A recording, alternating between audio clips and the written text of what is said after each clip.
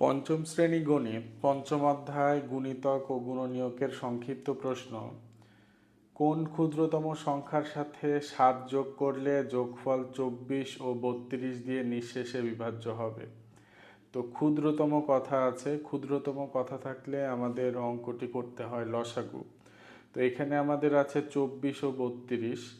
আমরা প্রথমে 24 ও 32-এর লসাগু বের করব।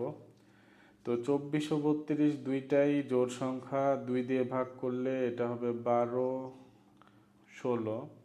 আবার দুইটাই জোড় সংখ্যা, 2 দিয়ে ভাগ যাবে, এটা হবে 6, এটা হবে 8। আবার দুইটাই জোড় সংখ্যা, এটা হবে 3, এটা হবে 4। আর ভাগ যাবে না।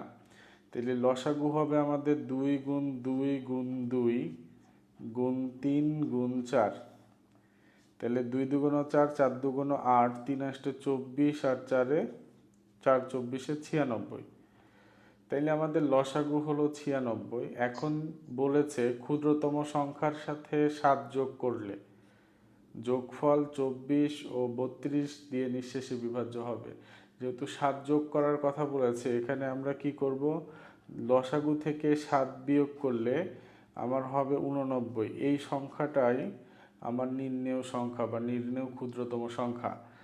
এই 89-এর সাথে আমরা যদি 7 যোগ করি তাহলে 24 এবং 32 দিয়ে নিঃশেষে বিভাজ্য হবে। আশা করছি সবাই বুঝতে পেরেছ। ধন্যবাদ।